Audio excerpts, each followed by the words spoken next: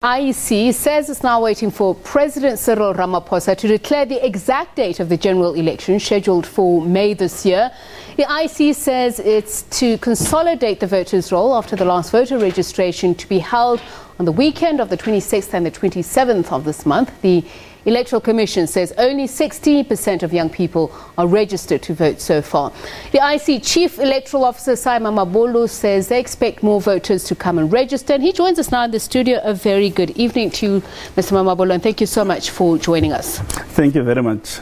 So let's talk about the logistics. There was the issue of the Concord ruling, of which you have to comply with, ensuring that you have at least addresses for people who are on the voters roll. Where do you stand at the moment? Well, in 2016, when we were before the Concord, we had 8.4 million complete addresses. In other words, a house number, stand number, street name, and a suburb. As we speak today, we have 21.5 million complete addresses of voters. That gives us a coverage of 83%. So a lot of work has happened. Of course, we need to do a bit more because we'll prefer to be in the 90th percentile.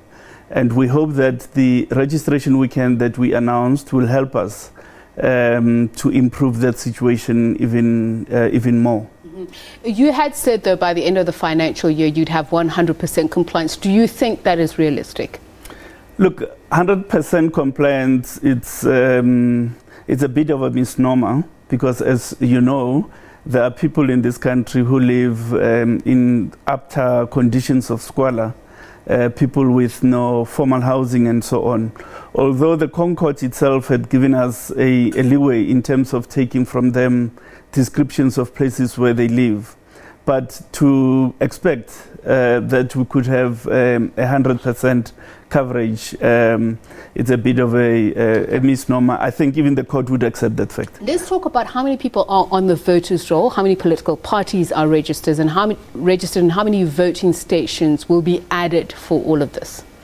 There are 26.1 million people on the voters' roll as we speak. The voter registration weekend will be an important input process to ensure that that number is improved, hopefully by a further 500,000 or so.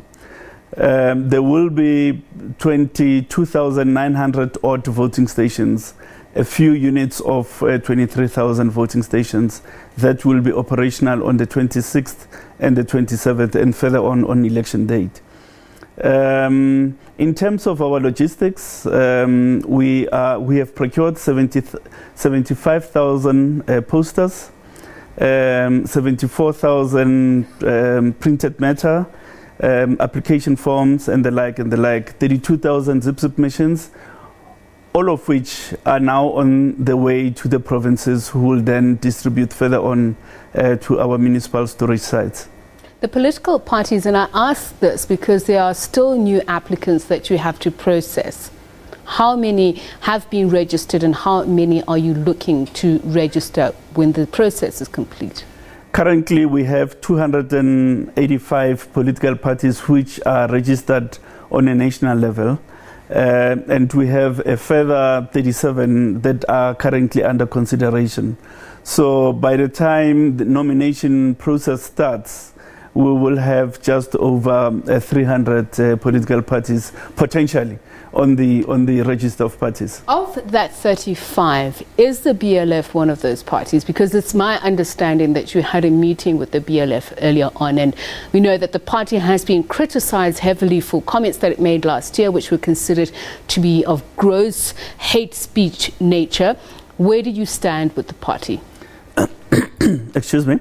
The BLF is a registered party, so their application is not under consideration. It has been approved a while back.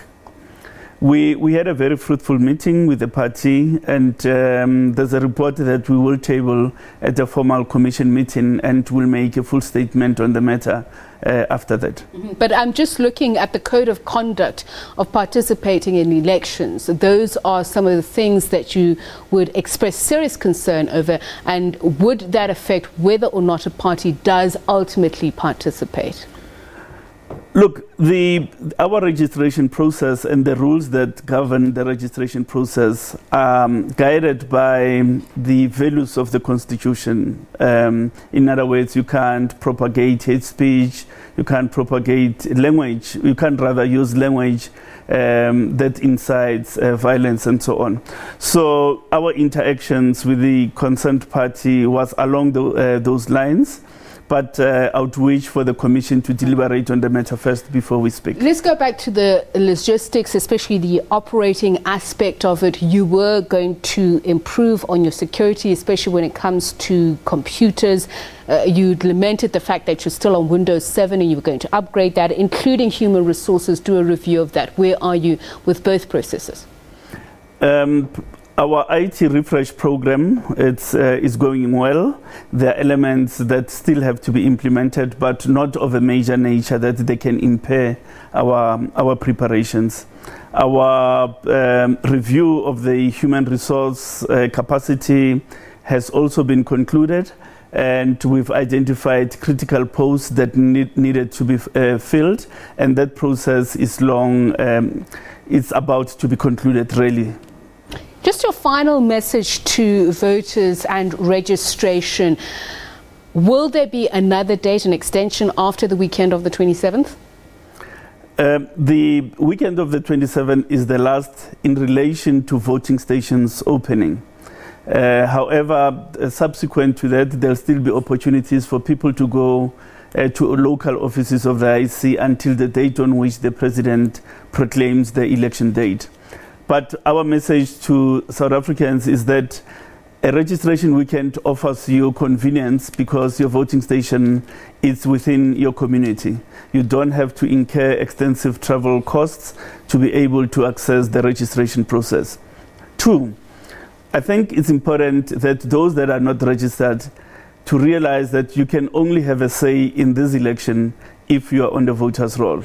You know, it's best to enlist on a voters' roll while you agonize about which party you wish to vote for. Because once the registration process closes, you lose that ability to influence the political direction of the country. Okay. Thank you very much for your time.